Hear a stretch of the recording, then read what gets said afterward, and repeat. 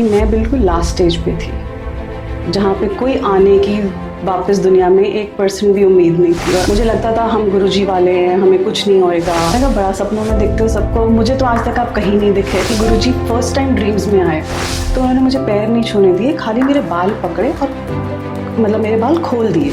तो वहाँ पे जाने से पहले मैं घर के अंदर फेंट हो गई, मेरी सांस निकल चुकी थी and I was howling, tapping the bed. I had beautiful long hair. मुझे ये बोला गया कि सारे बाल हटाने पड़ेंगे। So every day I used to look into mirror कि कितने बाल आ गए, कितने नहीं आ गए, थोड़ा थोड़ा देखना। Thank you God, it's me, you choose me for this, thank you. जब भगवान ने हम पे गिव अप नहीं किया तो हम कैसे कर सकते। एक बार फिर से आपका स्वागत है आपके इस अपने YouTube चैनल में जिसका नाम है तजुर्बा टॉक्स विद जितेश। आज का पॉडकास्ट थोड़ा सा सेंसिटिव और स्पिरिचुअलिटी से भरा हुआ होने वाला है, क्योंकि हमारी आज की गेस्ट वो एक ब्रेन ट्यूमर सर्वाइवर है, सोशल एक्टिविस्ट है, न्यूरोलॉजिस्ट है और स्पिरिचुअल हीलर भी है। उनका मानना है कि सुख पाने के लिए कीमत तो चुकानी ही पड़ती है। तो आइए देखते हैं क्या है उनका तजुर्बा जो वो हम सबके साथ शेयर करना चाहते हैं, क्योंकि हमारा मानना है कि हर इंसान अपनी जिंदगी में हीरो होता है, बस फर्क सिर्फ इतना होता है कि बहुत से लोगों की फिल्म रिलीज नहीं हो पाती। Hare Krishna ma'am. Hare Krishna. Thank you so much हमारे प्लेटफॉर्म पे आने के लिए और अपनी लाइफ की जर्नी हमारे साथ डिस्कस करने के लिए। हमारे प्लेटफॉर्म के थ्रू आई एम श्योर बहुत सारे लोगों को इससे इंस्पिरेशन मिलेगी। सो सबसे पहले मैं जानना चाहूँगा, आप अपने बारे में कुछ बताइए। नाम राशि है मेरा और सोशल एक्टिविस्ट हूँ। साथ में आई हैव वन NGO जिसका नाम भगत फाउंडेशन है और मेरे पास 350 अंडर प्रिविलेज चिल्ड्रन हैं। Apart from that we care foundation में I also donate and do work as a consultant. इसके अलावा थोड़ा बहुत spiritual healing and numerology which are my interest, I do that. So I started, actually I was working in corporate, so I had to leave corporate in 2016 because of my brain tumor which was on the last stage. So उसके बाद से I went into lot of spirituality, numerology, astrology और NGOs तो चल ही रहे थे साथ में। So आपने बताया कि आपको 2016 राइट? या 2016 अक्टूबर में आपको ब्रेन ट्यूमर का आपको पता लगा। So उससे पहले कभी ऐसा सिम्टम्स या आपको कुछ रहे क्या, या all of a sudden last stage पे ही आपको पता लगा? Actually that was last stage, कोई ऐसे सिम्टम्स आए नहीं थे। यूजुअली व्हाट हैपेंड, हमारे इंडियन फीमेल्स में एक टेंडेंसी है, जैसे नॉर्मल फीवर होता है या कुछ होता है तो हम इग्नोर कर देते हैं और वो ठीक हो जाता है। और मेरी फैमिली हिस्ट्री में माइग्रेन तो था ही, तो नॉर्मल हेडेक्स वगैरह तो रहते थे। सो जस्ट अक्टूबर से 1 मंथ बैक ही मुझे कुछ सिम्टम्स आते, मुझे नहीं पता था कि इनको सीजर्स बोलते हैं। सो दे वर द सिम्टम्स जहाँ पे बात करते करते मेरी आवाज़ चली जाती थी और राइट हैंड बहुत ज़ोर से शूक करता था। सो जब उसके बाद one of the days I was going to dandiya night with my friends. अक्टूबर दिवाली का टाइम होता है तो हम डांडिया नाइट पे जा रहे थे। तो वहाँ पे जाने से पहले मैं घर के अंदर फेंट हो गई और उसके बाद स्टिल आई मैनेज्ड कि मैंने कहा नहीं, डांडिया नाइट पे तो जाना है। जब मैं आफ्टर 10 मिनट्स उठी तो मुझे चोट वोट लग चुकी थी, बट स्टिल वो खुद को मेकअप करके एंड ऑल दैट मैंने कहा no, I will go to dandiya night. But unfortunately वहाँ से कैब करके मुझे घर वापस आना पड़ा in 10 minutes only because I was not feeling well. पर नेक्स्ट डे जब मैंने अपनी फैमिली को बताया उनको, तो दे टोल्ड मी कि let's consult to doctor. Doctor ने बोला कि बिना MRI के तो हम नहीं बता पाएंगे। सो मैंने कहा MRI तो नहीं करा सकती मैं, because it is very tough for the first time. 45 minutes machine में जाना है जहाँ पे सोना भी अलाउड नहीं है। सो उस टाइम पे एक एसोसिएशन मेरी गुरुजी से बन गई थी। आप जानते होंगे छतरपुरी में, तो गुरुजी के साथ बहुत ज़्यादा वो था। लेकिन वो कहते हैं ना कि जानने में और पहचानने में, वहाँ पे डिफरेंस पता चला मुझे लगता था हम गुरुजी वाले हैं, हमें कुछ नहीं होएगा, तो वो घमंड सा अंदर वो हो चुका था। बट जब हम गुरुजी के टेस्टिमनी सुनते हैं, उनकी किताबें पढ़ते हैं, उनके विचार सुनते हैं, तो वो यही कहते हैं कि जो कार्मिक है वो तो लेना ही है। फिर फाइनली जब MRI हुआ तो पता चला कि it's a brain tumour on the last stage and I just had 1 month of life. So और चांसेस ऑफ सर्वाइवल बहुत कम थे। इन केस डॉक्टर ने बोला अगर by chance I am surviving also, so जो right side of the body है वो पूरा पैरालिटिक रहेगा। But from there my spiritual journey started. So उस पॉइंट ऑफ टाइम पे जब आपको पता लगा कि मतलब आपका जो ब्रेन ट्यूमर है वो लास्ट स्टेज पे है, तो उस पर्टिकुलर टाइम पे आपका रिएक्शन कैसा था या आपको खुद को अंदर से कैसा फील होता था? Okay, I will come to this thing. मुझे फैमिली ने उस लेवल तक पता ही नहीं चलने दिया कि ब्रेन ट्यूमर लास्ट स्टेज पे है। ओके। सो रादर जब मेरी सर्जरी के लिए भी मैं जा रही थी, मुझे तब तक भी नहीं पता था कि मुझे बस ये पता था ब्रेन ट्यूमर है एज अ लेमैन पर्सन। उतना टेक्निकली नहीं पता था कि इतना ज़्यादा है। जब मेरी 9 घंटे की सर्जरी चली सुबह से शाम तक, और जब मुझे आईसीयू में थी 48 hours, so that point of time मुझे जो आसपास डॉक्टर्स और नर्स जो बातें कर रहे थे, तब मुझे थोड़ा थोड़ा पता चला। देन उसके बाद my family came inside ICU, they started congratulating कि सब ठीक हो गया, it is successful. At that point of time कुछ इस तरह की सिचुएशन हुई थी where I actually lost my natural breath okay in ICU. I think सुबह के 4 बजे थे या 3 बजे का टाइम था। At that point of time, trust you me, जब मेरी सांस निकल चुकी थी and I was howling, tapping the bed, तो मुझे नहीं पता था इसको वेंटिलेटर्स बोलते हैं, ऑक्सीजन बोलते हैं, जो मुझे लगाए गए थे। बाद में पता चला ये तो मुझे। फिर उसके बाद मुझे लगा बाहर मेरे बच्चे खड़े हैं, मेरी फैमिली खड़ी है, कुछ नहीं था। उस मोमेंट पे सिर्फ ये लग रहा था कि ये लाइफ कितनी इम्पोर्टेंट है, ये बॉडी कितनी इम्पोर्टेंट है, इसकी कितनी ज़्यादा वैल्यू है। और जो ये सब लोग बाहर खड़े हैं, मेरे रिलेटिव्स, मेरे बच्चे, ये सब एक रोल प्ले कर रहे हैं। यहाँ पे जो मेरे को इस टाइम मेरी सांस चली गई है, इस शरीर के लिए मैं उस ईश्वर को बोल रही हूँ कि मुझे मेरी सांस दे दो। वो जो उस टाइम हेल्पलेसनेस फील होती है ना, वो उस मोमेंट पे रियलाइज हुआ कि this life is so beautiful and we don't value that. मतलब मेरे को आपकी ये स्टोरी सुन के खुद को गूज़बम्स आ रहे हैं। ये तो आपने बहुत इम्पॉर्टेंट बात करी है कि जो हमारी ब्रेथ है वो कितनी ज़्यादा इम्पॉर्टेंट है, हमारी बॉडी हमारे लिए कितनी ज़्यादा इम्पॉर्टेंट है, हमारी हेल्थ कितनी ज़्यादा इम्पॉर्टेंट है। हम लोग ध्यान ही नहीं दे पाते। रोज़मर्रा की ज़िंदगी में कोई इधर भाग रहा है, कोई उधर भाग रहा है, कोई अपनी फैमिली के लिए कर रहा है, कोई अपने दोस्तों के लिए कर रहा है, कोई अपने लिए कर रहा है, लेकिन अपनी हेल्थ के लिए बहुत कम लोग हैं जो उस पर काम करना अमर होके तो कोई नहीं आया है। We all are here with the validity with no recharge. Yes, so हम सब यहाँ वैलिडिटी के साथ आए हैं, सबकी ओवर होनी है।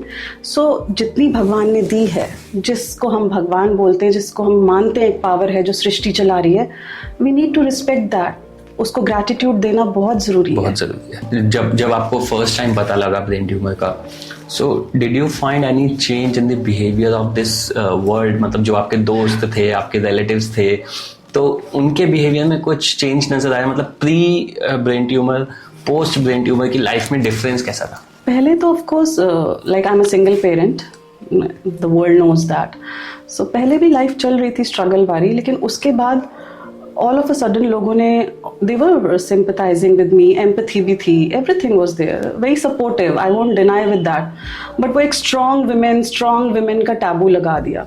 उससे क्या हुआ, ठीक है, every person is strong, but strong women का टैबू करने से क्या हुआ कि सपोज आज की डेट में कुछ छोटी प्रॉब्लम्स होती हैं, कुछ होता है, सो माई फ्रेंड्स इन दे से हाउ कैन यू क्राई, तू तो बहुत स्ट्रॉन्ग है, तूने तो इतना देखा है।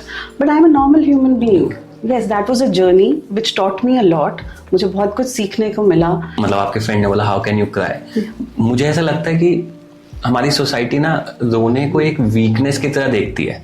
Exactly. मतलब रोना कोई वीकनेस थोड़ी है, ये तो एक इमोशन है जो आप प्रेजेंट करते हो। हाँ, आप कैसा फील कर रहे हैं। एग्जैक्टली मुझे लगता है रादर कि जो लोग रो के एक्सप्रेस कर देते हैं, they are more stronger than वो लोगों से कि जो एक्सप्रेस ही नहीं कर पाते अपनी फीलिंग्स। तो जब आपको पता लगा ब्रेन ट्यूमर का और जब तक सर्जरी नहीं हुई थी, तो कुछ ऐसे सिम्टम्स थे जब जो धीरे धीरे आपकी नजर में आने लगे? मेजर तो था जब मुझे ये बोला गया कि सारे बाल हटाने पड़ेंगे।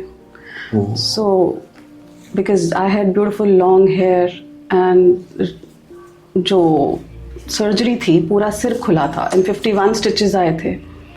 But again as I was always having all the time blessed people around me, even my doctors were excellent, my family, my doctors, everybody, मुझे वहाँ तक उन्होंने फील नहीं होने दिया। हाँ, लेकिन सर्जरी के बाद जब मेरे बाल नहीं थे और आफ्टर 1 मंथ हॉस्पिटल के बाद जब मैं घर आई, so every day I use to look into mirror कि कितने बाल आ गए, कितने नहीं आ गए, थोड़ा थोड़ा देखना। So I have original hair now. सो ये बहुत बड़ी बात है कि मतलब किसी भी फीमेल के लिए वो उसको कहते हैं ना सबसे पसंदीदा अगर अपनी बॉडी का लगता है तो वो हेयर एक वन ऑफ दोज पार्ट्स है. लाइक हर वुमेन जो है चाहती है कि मेरे बाल बहुत खूबसूरत हो, बहुत लंबे घने बाल हो, और ऐसे में किसी मतलब बाल हटाना देन उसके बाद इस वर्ल्ड में रहना. जब आपने सर्जरी करा ली थी उसके बाद जब आप पब्लिक में जाते थे तो क्या लोगों का रिएक्शन कुछ डिफरेंट होता था या आप घर से बाहर ही नहीं निकलते? नहीं, मैं तो बिना फैमिली को बताए मेरे फ्रेंड्स ने बोला जब मैं घर गई, after 1 month only I went for a party. I used to wear bandana. तो जिनको पता था ऑफ कोर्स उनको बताने की जरूरत नहीं थी, और जिनको नहीं पता था उनके कुछ कमेंट्स आते थे जो पब्लिकली सबको लगता है सब करते हैं. People are very judgmental but that's okay, because मैंने जैसे आपको बोला कि हर चीज में नजरिया ही बदल गया था. सो इस सर्जरी के बाद what was that one thing जो आपको स्पिरिचुअलिटी की तरफ लेके गई, और आप कह रहे हैं कि आपका लाइफ को लेके नजरिया ही बदल गया, तो वो कैसा एक्सपीरियंस था आप हमारे साथ शेयर करना चाहें तो? Okay, everything was changed. 1 to 100, A to Z, everything. How I'm carrying myself, what is the body language, what is the thought process, मन के विचार, मन कितना साफ है, आप लोगों को कैसे देख रहे हैं, लोगों को कैसे बात कर रहे हैं, वो सब कुछ चेंज हो गया था. सब कुछ. जैसे कि फॉर एग्जाम्पल पहले मुझे लगता था कि भगवान मैं ही क्यों, मेरे साथ ही क्यों, लेकिन बाद में thank you God, it's me, you choose me for this, thank you. But आप ऐसा क्यों कह रहे हैं, मतलब व्हाट वाज दैट रीजन जब आपने भगवान यूजुअली क्या होता है जब लोगों को नॉन स्टॉप प्रॉब्लम्स और लाइफ में हर्डल्स आते हैं ना, तो उनका भगवान से थोड़ा थोड़ा विश्वास कम होता जाता है. बट मेरे पे उस ईश्वर की कृपा रही है, कुछ भी कहिए, मेरा विश्वास वहाँ से बढ़ता गया. सो वहाँ पे जहाँ पे खुद की मैंने डेथ देखी, जहाँ पे खुद को सरवाइव करते देखा, और जहाँ पे मुझे उस भगवान ने कनेक्ट किया खुद से कि वैल्यू क्या है आपके शरीर की, आपकी आत्मा की, तो जब वहाँ से कनेक्शन स्टार्ट हुआ तो हर चीज़ को देखने का नज़रिया बदल गया. वो एक कबीरदास जी का दोहा है, मुझे यहाँ याद आया, दोहा तो नहीं पता लेकिन उसका मीनिंग मुझे काफ़ी याद रहता है. रोज़ मैं उसके साथ ही अपने दिन की शुरुआत करती हूँ कि वो ईश्वर को कहते हैं कि जैसा तूने मुझे बना के भेजा है, जब बच्चा पैदा होता है, जब मैं तेरे पास आऊँ तो वैसा ही आऊँ. सो दैट इज़ कि आपका मन इतना क्लियर होता जाए कि जब हम उसके पास वापस जाएं तो उसी के साथ जाएं. बहुत बड़ी बात है ये. सो आप कुछ जैसे आपने बताया आप स्पिरिचुअलिटी में हैं, न्यूमरोलॉजी में हैं जी, तो उसके बारे में कुछ बताना चाहेंगे हमारी ऑडियंस को? कैसा आपका एक्सपीरियंस रहा है स्पिरिचुअलिटी में, क्या आप एग्जैक्टली करते हैं? अच्छा, हम पूजा पाठ करते हैं सुबह और शाम को करते हैं. धूप अगरबत्ती सुबह करी और शाम को करी, जिसको हम बोलते हैं प्रेयर, पूजा. लेकिन हमारी स्पिरिचुअलिटी क्या है, जहाँ पे मैं अपने आप को और अपने जो बाकी आसपास के लोग हैं उनको मेंशन करूँगी. स्पिरिचुअलिटी यहाँ पे है कि हम भगवान की आराधना कर रहे हैं. ज़रूरी नहीं है कि हमें धूप अगरबत्ती दीप जलाना है, वो तो जला दिया, लेकिन आराधना means talking to God the entire day. So I am talking to him. और कई बार होता है कि आंसर्स मिलते भी हैं. बहुत से लोगों को नहीं पता कि भगवान से कनेक्ट कैसे करना है, कैसे उनसे बात करनी है, तो आप उस पर कुछ रोशनी डालना चाहेंगे? आप भगवान को अपनी लाइफ में ऐड करिए ना. जैसे हम बोलते हैं कृष्णा कॉन्शियसनेस. देखिए, सबसे पहले तो मैं बोलूँगी अगर इंसान को एक्चुअली में सब कुछ सीखना है, जो प्रॉपर ज्ञान लेना, हालांकि मैं भी इतना तजुर्बेकार नहीं हूँ, मैं भी भगवत गीता की क्लासेस ले रही हूँ. भगवत गीता हर इंसान को एक बार पढ़नी चाहिए. That really it's a manual to mankind. कहा जाता है कि अगर लाइफ में कोई भी प्रॉब्लम है आपको उसका सॉल्यूशन भगवत गीता में जरूर डेफिनेटली भागवतम पढ़िए, भगवत गीता पढ़िए. सो आप पढ़ते हैं? मैं क्लासेस लेती हूँ. हाँ, डेली में लेती हूँ डेफिनेटली. ओके. सो उसके बाद आपका एक्सपीरियंस कैसा है लाइफ में? मैं कह रही हूँ ना आपको, बिल्कुल देखने का नजरिया चेंज हो गया है लोगों को. उसके अलावा और क्या आता है स्पिरिचुअलिटी में? जैसे योगा, अलोन और लोनलीनेस, इन दोनों में फर्क पता चलता है. जैसे सॉलिट्यूड में इंसान कैसे रह सकता है अकेले, वो पता चलता है. और अकेला कोई नहीं है. जब हम ये मानते हैं कि हर चीज़, चाहे वो पेड़ पौधे हों, जानवर हों, इंसान हो, हर चीज़ जब भगवान की बनाई हुई है तो वो तो बुरी हो ही नहीं सकती कोई चीज़. बिल्कुल. तो जब तक हम उससे कनेक्शन नहीं करेंगे भगवान से, आप करके तो देखिए, बुला के तो देखिए. It's a practice. हाँ, जैसे कि अगर आपके घर में बच्चे हैं, पेरेंट्स हैं, आप उन्हें खाली एक ही बार बोल के छोड़ तो नहीं देते ना, आप रोज वो प्रैक्टिस करते हैं ना, आप उन्हें बुलाते हैं, बोलते रहते हैं। ऐसे ही भगवान के साथ है। भगवान एक नाम है, एक ईश्वर एक नाम है, लेकिन जिस ईश्वर को भी मानते हैं, चाहे आप कृष्णा को मानते हैं या श्री राधा को मानते हैं या जिस भी ईश्वर को, आप उन्हें अपनी लाइफ में बुला के तो देखिए, शामिल तो करिए। मेरा पर्सनल एक्सपीरियंस है, मुझे आंसर्स मिले हैं एंड वो किसी ना किसी रूप में भेज देते हैं हर किसी को। I agree on that also कि मैंने भी बहुत बार ऐसा तजुर्बा किया है अपनी ज़िंदगी में कि जब मुझे लगता है कि अब मेरे पास कोई सॉल्यूशन नहीं है, मेरी चारों साइड से सब कुछ दरवाजे बंद हो गए हैं, बट स्टिल कहीं ना कहीं से वो सॉल्यूशन आ ही जाता है। तो वो कौन है? वो एक नेचुरल पावर है, भगवान है। हर कोई अपने तरीके से उनको बुलाता है। ये बात तो मैं बिल्कुल 100% अग्री करता हूँ। सो स्पिरिचुअलिटी देन न्यूमरोलॉजी, तो न्यूमरोलॉजी में आप क्या करते हैं? I see the date of birth and talk about that. आपको रेमेडीज दी जाती हैं उसमें, जो आपके देखिए प्लैनेट्स तो चेंज होते रहते हैं, सो उसके अंदर तो इतना ही है, ज़्यादा नहीं। हाँ, लेकिन स्पिरिचुअलिटी की बात करें, दैट्स अ वास्ट ओशन। सो उसमें कुछ आप ऐसा बताना चाहेंगे जो एक नॉर्मल आदमी बहुत इजीली अपनी लाइफ में अडॉप्ट कर सकता है और उसको इम्प्लीमेंट कर सकता है अपनी लाइफ में, स्पिरिचुअलिटी में? मेरा तो ये मानना है, मानो तो भगवान, ना मानो तो पत्थर। जब तक आपका फेथ नहीं होगा, आपके हर चीज़ आपके फेथ पे और इंटेंशन पे डिपेंड करती है। If you having the right intention तो डेफिनेटली वो चीज़ होगी। क्यों नहीं होगी? यूनिवर्स आपको वो चीज़ देगा। यस, लॉ ऑफ यूनिवर्स में आप बिलीव करते हैं? Definitely, why not? क्योंकि लॉ ऑफ यूनिवर्स स्पिरिचुअलिटी का तो मेन एजेंडा ही वही है। सो न्यूमरोलॉजी में जितना मैंने सुना है वो कुछ ईयर टू ईयर चेंज होता है लोगों का जो रिजल्ट होता है। तो 2024 में क्या ऐसा होने वाला है न्यूमरोलॉजी के बेसिस पे? देखिए, ये मैक्सिमम लोगों को पता है और अब तक वो कर भी चुके होंगे पता अपने आसपास हर जगह से। ये साल शनि का है। ओके। सो ये साल आपको दे के जाएगा, लेके जाएगा, वो आपके कार्मिक पे डिपेंड करता है। Do good karmas, all I can say that. तो कहते हैं कि शनि का जो साल है, मैंने भी कहीं पे सुना था, पढ़ा था कि शनि देता तो बहुत है लेकिन आपको उसके लिए मेहनत बहुत करनी पड़ती है। बिल्कुल ठीक है, क्योंकि वो कार्मिक पे डिपेंड है ना, कर्मों पे डिपेंड करता है। आप शनि के उपाय कर रहे हैं, शनि की पूजा कर रहे हैं और दूसरी तरफ गलत कर्मा कर रहे हैं, तो उसका कोई पॉइंट नहीं है। पॉइंट नहीं है। तो इसके लिए इस साल में अगर हम बोले तो क्या शनि की पूजा करने से हो जाएगा? मतलब अगर मुझे ऐसा करना है कि मैं मानता हूँ कि ये शनि का साल है, तो क्या मुझे इस साल शनि की पूजा ज्यादा करनी चाहिए? और पूजा में क्या क्या इंक्लूड होना चाहिए? पूजा तो देखिए वैसे भी आप करते हैं, बट मैं ये मानती हूँ इंस्टेड ऑफ डूइंग शनि की पूजा, अपने कर्मों को ठीक करिए। जहाँ पे हम लैक करते हैं, हम कार्मिक को ठीक करें। जो जैसे शनि के बहुत सारे उपाय हैं, जिसमें से मेजर उपाय जो मैं सबको बोलती हूँ इस साल, जितने रोड के ऊपर जो बेगर्स हैं, जो बुजुर्ग लोग हैं, आप उनको दान कीजिए, उनको खाना खिलाइए, उन्हें दान कीजिए। तो आपने बोला कि रोड पे जो बेगर्स हैं उनको दान कीजिए। एक साइड इसका ये भी है कि कुछ लोग हैं जो ऐसे लोगों को मजबूर करते हैं कि रोड साइड पे या सिग्नल्स पे भीख मांगे या फिर मांग के पैसा इकट्ठा करके उनको दे। तो क्या पैसा देना ठीक है या सिर्फ खाना ही देना चाहिए? इस पे आपका क्या थॉट? मेरे हिसाब से तो आप उन्हें खाना दीजिए। ओके। क्योंकि पैसे देंगे तो वो गलत इंटेंशन से कहीं और जाएंगे। तो खाना देना ठीक है, मतलब क्योंकि मैं भी इस चीज को थोड़ा सा बिलीव करता हूँ कि जितने भी बैगर्स है, देखो किसकी क्या मजबूरी है वी डोंट नो, उसके पीछे क्या चल रहा है वी डोंट नो। ये तो देखिए पर्सनल पर्सपेक्टिव हो जाएगा ये सबका ना। हाँ, तो मैं भी कोशिश करता हूँ कि मेरे पास कुछ खाने की चीज है तो मैं वो उनको दे दूं rather than giving them money. तो हमारे कर्म वही है ना, कर्म हो गए। हम किस तरह के कर्म कर रहे हैं और वो कैसे जा रहे हैं।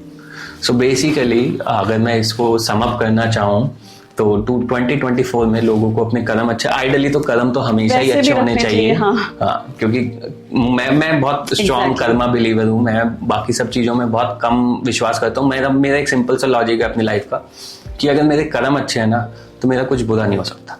और अगर मेरे कर्म खराब है और मैं सब कुछ कर रहा हूँ तो मुझे नहीं लगता कि वो कहीं पे फ्रूटफुल रहेगा। सो मैम वापस आपकी लाइफ जर्नी के ऊपर चलते हैं। तो मैं जानना चाहूंगा आपने इस पूरी जर्नी से क्या क्या सीखा, कैसे कैसे एक्सपीरियंसेस रहे हैं, क्या क्या तजुर्बे रहे हैं आपकी जिंदगी में, तो उसके ऊपर थोड़ी सी लाइट डालना चाहिए आप। सो यहाँ पे मैं फिर से स्पिरिचुअलिटी पे आ जाऊंगी because that is the thing which I am living all the time. So क्या हुआ था 2012, जहाँ पे मैंने अपने फादर को, आई लॉस्ट हिम इन 2012, तो उनके कहने पे मैंने गुरुजी के जाना शुरू किया। मेरा तब कोई कनेक्शन नहीं बना उनसे, गुरुजी से।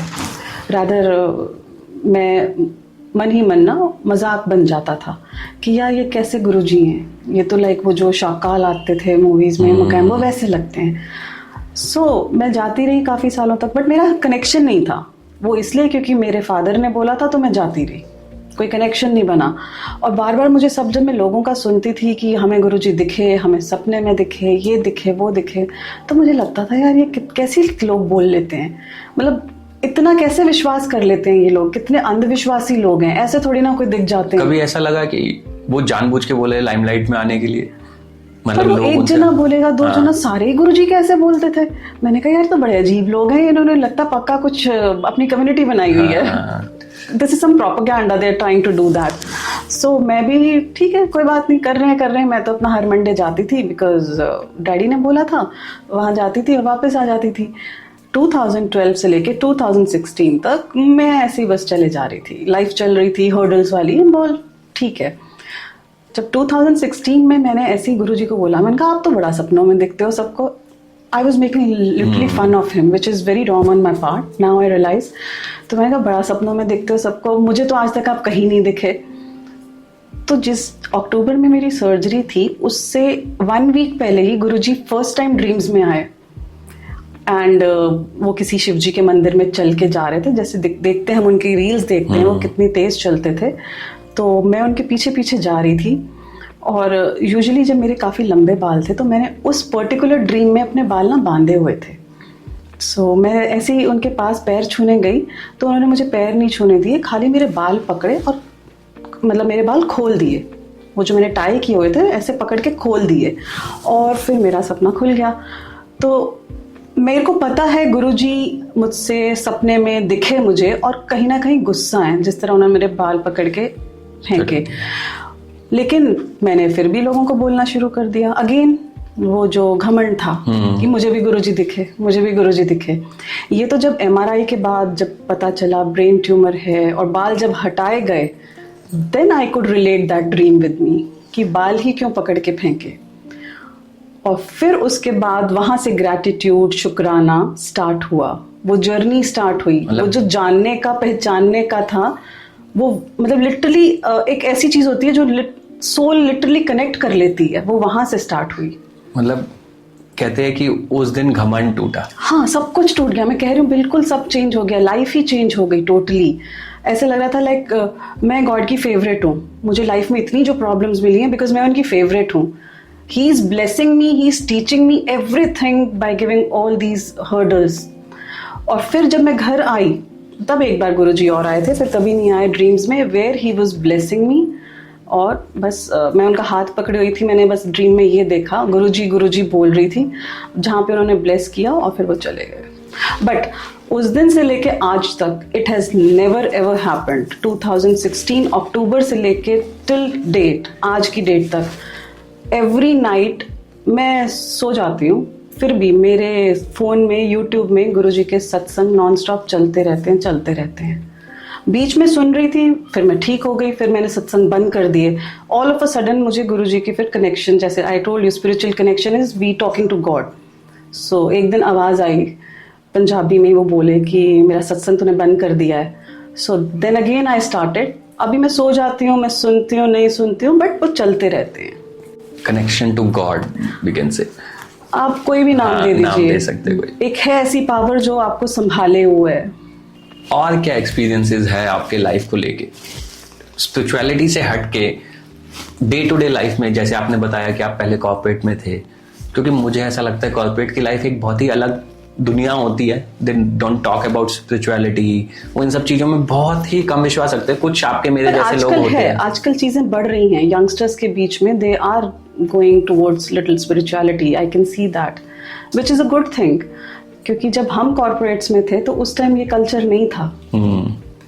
उस टाइम कह सकते हैं सोशल मीडिया नहीं था, इसलिए मे बी अवेयरनेस नहीं थी। डेफिनेटली। जैसे आपने बताया कि आप गुरुजी को मानते थे, आप गुरुजी के आश्रम भी जाते थे, आप भी मानते हैं और आश्रम भी जाते हैं आप। तो गुरुजी से कृष्ण जी पर आपकी जो लर्निंग स्टार्ट हुई है, तो वो कैसे आप मतलब गुरुजी को मानने वाले कृष्ण जी के लर्निंग्स पे कैसे पहुंच गए? अगर आप शास्त्र पढ़ेंगे या वेद पढ़ेंगे, जो सबसे बड़े ईष्ट हुए हैं जिन्हें हम भगवान कृष्ण मानते हैं, वो हैं गुरुजी शिव जी का जैसे बोलते हैं अवतार। बिल्कुल। तो शिव जी और विष्णु जी जिन्हें हम कृष्ण मानते हैं, तो मैंने कहीं सुना था बहुत पहले, हालांकि चीज़ों को सुनने के बाद उस पर जब हम आते हैं ना उन चीज़ों के ऊपर, तब हम रिलेट कर पाते हैं। कृष्ण भगवान जी का ये कहना था कि मैं तेरा सब छीन लूँगा, तेरा सुख चैन, तेरे से तेरे आसपास के लोग, तेरी हर चीज़ जब छिन जाएगी, जब हर चीज़ से तू अलग हो जाएगा, तब मैं आऊँगा। So he entered in my life when everything was over, और मेरी जो अटैचमेंट्स हैं वो कम होने लग गई। अब वो किस रूप में आते हैं, वो किसको भेजते हैं अपना मैसेंजर बना के, वो एक डिफरेंट पर्सपेक्टिव है, लेकिन वो भेजते हैं। इट इज़ नॉट मी जिन्होंने उनको चुना, इट इज़ ही जिन्होंने मुझे चुना। भगवान कृष्ण ने मुझे चुना। और जब मैं पहली बार भगवत गीता की क्लास में जा रही थी, जैसे ही मैं एंटर करी तो गुरुजी को मैं बोल रही थी, गुरुजी मैं पंजाबी में जैसे उनसे कनेक्ट करती हूँ, बात कर रही थी, तो मैंने कहा मैं आज फर्स्ट क्लास में जा रही हूँ अपनी भगवत गीता की। तो बोले कोई नहीं, ए भी मेरा ही स्थान है, तो जा। सो वहाँ से फिर ये जर्नी स्टार्ट हुई भगवान कृष्ण की।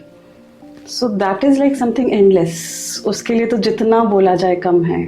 कृष्ण के बहुत सारे रूप हैं, कोई उनको बाल रूप में देखता है, कोई सखा रूप में देखता है, कोई भाई रूप में देखता है, तो अलग अलग रूप में देखते हैं। लेकिन जिस दिन मेरा कृष्ण से कनेक्शन हुआ, भगवान कृष्ण से, I could see him as a beloved, कि मेरी लाइफ में कोई नहीं है, ये ऐसे आए हैं। और आज की डेट में कृष्ण से ज़्यादा मैं श्री राधा जी का नाम लेती हूँ। सो वो दोनों ही मेरे मतलब साथ हैं।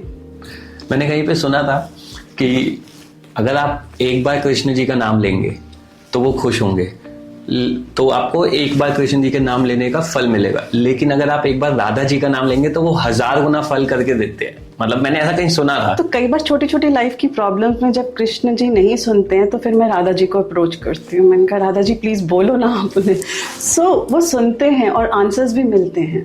श्रीमद् भगवत गीता के बारे में एक सवाल है मेरा, कि बहुत से लोगों को ऐसा लगता है कि जब हम वो जर्नी स्टार्ट करेंगे, जब हम श्रीमद् भगवत गीता पढ़ने लगेंगे, तो उसके कुछ रूल्स एंड रेगुलेशंस होते हैं। क्या ऐसा होता है कि मुझे रेगुलर पढ़नी है या मुझे कुछ इतने अध्याय पढ़ने ही पढ़ने हैं एक दिन में? तो क्या ऐसे कुछ रूल्स एंड रेगुलेशंस है क्या? नहीं, ऐसा कोई रूल्स एंड रेगुलेशंस नहीं है, और ना ही कहीं लिखा है, उस शास्त्र में कहीं नहीं लिखा है। ये आपकी श्रद्धा पे डिपेंड करता है, आपकी सिचुएशन पे डिपेंड करता है। Entirely it is your call. और वैसे भी हम नॉर्मल भी कोई ग्रंथ उठा के पढ़ते हैं, कोई आरती की भी किताब पढ़ते हैं, तो हम पूरे पायस वे में पढ़ते हैं, पूरे प्योरिटी से। कोई एक ऐसा मैसेज जो आप इस दुनिया में लोगों को देना चाहते हैं, जो ये पॉडकास्ट देख रहे हैं, आप उनको कोई मैसेज देना चाहते हैं इस पॉडकास्ट के थ्रू? यहाँ पे बहुत सारे मैसेजेस हैं। देखिए, जो जर्नी रही है मेरी, वो बहुत ही सुंदर रही है। It has been very beautiful by the grace of only and only God. End of course अगर आपके ऊपर भगवान की कृपा है, आप उसको थैंक यू बोल रहे हैं, ग्रैटिट्यूड दे रहे हैं रोज़, तो आपको लोग भी फिर वैसे ही अट्रैक्ट करते हैं आसपास। जो गलत है वो अपने आप चले जाते हैं। क्योंकि जैसे भगवान कृष्ण ने बोला, या तो चिंता तू कर ले या मुझे करने दे। तो सबसे बड़ी चीज़ surrender, which is a very tough thing. अगर आप उन पे सरेंडर कर रहे हो तो फिर उस विश्वास के साथ करो कि जो वो करेंगे ठीक है। जैसे एक कविता में लिखा था, सुना था हमने हरिवंश राय बच्चन जी की, आपके मन का हो जाए तो बहुत अच्छा, मन का ना हो तो और भी अच्छा, क्योंकि फिर उसमें उसके ऊपर वाले की मर्जी है। सो वो जो सरेंडर है, वो जो फेथ है, वो जो भाव है, जब तक वो नहीं आएगा, उसमें कोई 0.199% की कोई गुंजाइश नहीं है। वो होगा तो पूरा होगा, नहीं तो नहीं होगा। तो जब आपको वो सरेंडर और वो फेथ आ जाएगा उस ईश्वर पे, उस भगवान पे, तो चीज़ें अपने आप ठीक होती जाएंगी। आपके आसपास गलत चले जाएंगे, और जो आसपास के स्पिरिचुअल लोग हैं, जो अच्छे हैं, वो आपके साथ जुड़ते जाएंगे। अनदर थिंग, विल पावर का बहुत बड़ा रोल है। आप इतनी विल पावर रखेंगे ना, तो भगवान भी आपको यहाँ से नहीं ले जा सकता। क्योंकि मैं बिल्कुल लास्ट स्टेज पे थी, जहाँ पे कोई आने की वापस दुनिया में 1% भी उम्मीद नहीं थी, और आना था तो बड़े हर्डल्स के साथ आना था। मैं 1 मंथ में खड़ी ही हो गई थी, बिल्कुल नॉर्मल चलने लगी थी। वो बात अलग है कि बाल नहीं थे सिर पे, लेकिन with in 1 month I was absolutely leading a normal life. That was a miracle, that was a blessing of God only. So will power बहुत स्ट्रांग होनी चाहिए। मतलब अगर आपकी विल पावर स्ट्रांग है तो भगवान भी आपकी इच्छा के अनुसार आपको नहीं ले जा सकते। And the most important thing, never give up.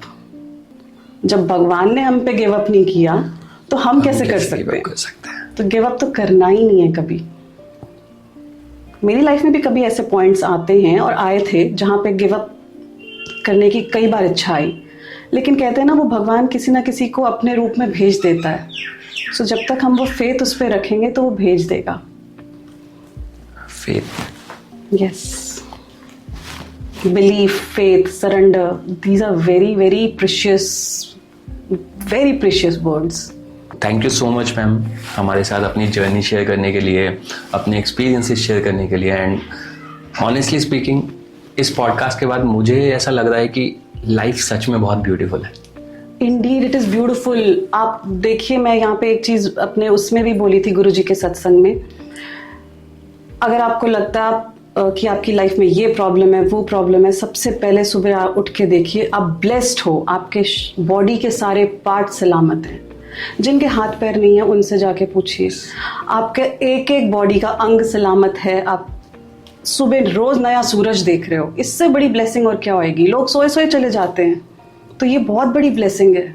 कई बार बहुत बड़ी ब्लेसिंग भी हमें नजर ही नहीं आती, क्योंकि हम उसका एडवांटेज उठा लेते हैं। हाँ ठीक है ना, सुबह तो हो ही जाएगी, पर ऑफिस तो जाना ही है, काम पे तो जाना ही है। बट उनसे पूछो जिनकी सुबह ही नहीं।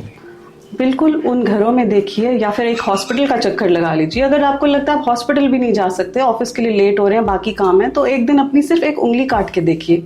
वो जो दर्द होएगा ना, उस टाइम पे आपको लगेगा कि ये शरीर, ये बॉडी, ये आत्मा कितनी इंपॉर्टेंट है। इंसान का जो जन्म मिला है मनुष्य को, आजकल कितने सुसाइडल केसेस हम सुन रहे हैं, which is like a message कि क्यों कर रहे हैं लोग। ये जो जीवन मिला है ईश्वर का दिया हुआ, ये बहुत इंपॉर्टेंट है। It is like we are insulting God. इसका ध्यान ना रख के। So thank you so much ma'am, ये छोटा सा token of appreciation Tajurba talks with Jitesh Khare की तरफ से। Thank you so much. और थैंक यू। एक हमारे स्पॉन्सर्ड पार्टनर है यूनिक रेजिन क्रिएशन, उनकी तरफ से एक छोटा सा गिफ्ट है आपके लिए। सो आई होप आपको ये पसंद आएगा, and I am very much sure कि आपको पसंद आएगा। Thank you so much. Hare Krishna. Hare Krishna. Rashi ji की कहानी हमें बताती है कि आपकी हेल्थ आपके लिए कितनी इंपॉर्टेंट है। ये आप तभी जानते हो जब आप जिंदगी और मौत से जूझ रहे होते हो। तो आई एम श्योर इस वीडियो को देखने के बाद आप अपनी हेल्थ पे फोकस करेंगे, क्योंकि जिंदगी में हर काम आप तभी कर सकते हो जब आप फिट हो। क्योंकि अगर आप अपनी हेल्थ पे ध्यान नहीं दोगे आज, तो कल आपकी हेल्थ आपका साथ नहीं देगी। अगर आपके पास भी कोई ऐसी कहानी या ऐसा किस्सा है जो किसी को इंस्पायर, मोटिवेट या एजुकेट कर सकती है, तो डिस्क्रिप्शन में दी गई डिटेल्स के थ्रू आज ही हमारे साथ कनेक्ट करिए, और हम जल्द से जल्द आपको इन्वाइट करेंगे हमारे इस पॉडकास्ट शो में। तब तक के लिए thank you so much for watching this video. Have a nice day. और हाँ, चैनल को सब्सक्राइब करना मत भूलिएगा।